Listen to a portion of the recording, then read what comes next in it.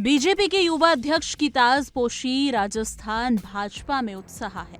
जयपुर प्रदेश मुख्यालय के पदाधिकारियों और कार्यकर्ताओं की भावनाओं को बता रहे हैं जयपुर संवाददाता देवेंद्र सिंह। आइए जान लेते हैं क्या कुछ कहा है। आज से बीजेपी में नितिन नवीन का युग शुरू हो रहा है। जी हां, दिल्ली में शपथ ग्रहण के बाद, पद ग्रहण करने के बाद बीजेपी मुख्यालय का दृश्य है। आप देख सकते हैं आतिशबाजी से स्वागत जो है वो बीजेपी मुख्यालय में किया जा रहा है। पदाधिकारियों में इस बात का उत्साह है कि 45 साल की बीजेपी को 45 साल के नौजवान अध्यक्ष के तौर पर एक नया मौका, जो नया चेहरा जो है वो साफ तौर पर मिला है। युवाओं में उत्साह है और इसी उत्साह को बीजेपी कार्यालय में प्रदर्शित किए जा रहे हैं। लोग, कार्यकर्ता जो हैं उनमें इस बात की भी खुशी है कि कहीं ना कहीं अब जो संगठन में 70% पद जो हैं वो युवाओं को दिए जाने का संकेत जो है वो इस वक्त साफ तौर पर बीजेपी को देखने को मिल रहा है।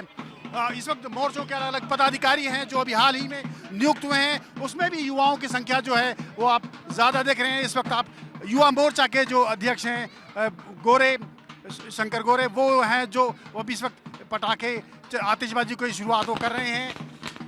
काफ़ी देर से ये जश्न जो है, मिठाइयाँ बांटने का जश्न है, ये बीजेपी कार्यालय में चल रहा है और लगातार ये जो खुशी है वो लगातार जयकारों के रूप में बीजेपी कार्यालय में गूंजती हुई दिखाई दे रही है।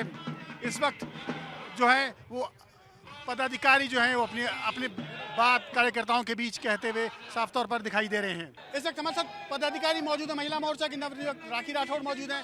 राखी जी, नया युग शुरू हो रहा है, युवा आपको अध्यक्ष मिला है, क्या प्रतिक्रिया है आपकी? देखिए, 2047 तक अगर देश को विकसित देश भारत बनाना है तो उसके लिए जरूरी है कि नई ऊर्जा का, युवा ऊर्जा का संचार हो, और वही संचार आज आपको कार्यकर्ताओं में नजर आ रहा होगा।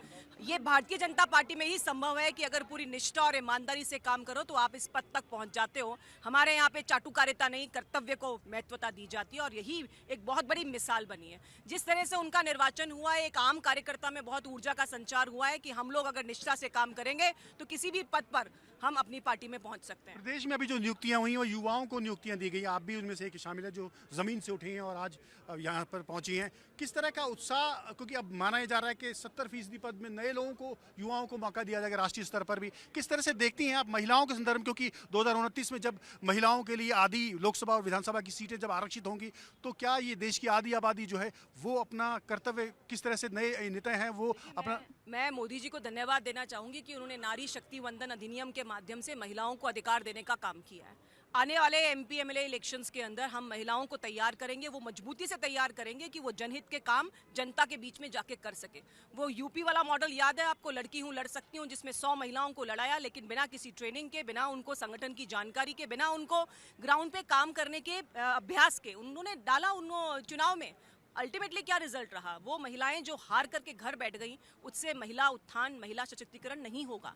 लेकिन हमारी पार्टी ने संगठन के अंदर 33% महिलाओं को आरक्षण दे करके लगातार महिला जो है नेता हैं उनको डेवलप करने का काम किया। हम भी वही करेंगे और आगे आने वाले समय में देखिएगा कि हमारे देश के अंदर दोनों वर्ग, चाहे पुरुष वर्ग हो चाहे महिला वर्ग हो, कंधे से कंधा मिला करके महिलाओं के विकास में काम करेंगे। धन्यवाद। आप लंबे समय से भी पार्टी में अभी जिला अध्यक्ष हैं, किस तरह से देखती हैं, क्या इस अनुभव का फायदा आम महिला और आम कार्यकर्ता को मिलेगा नए अध्यक्ष का?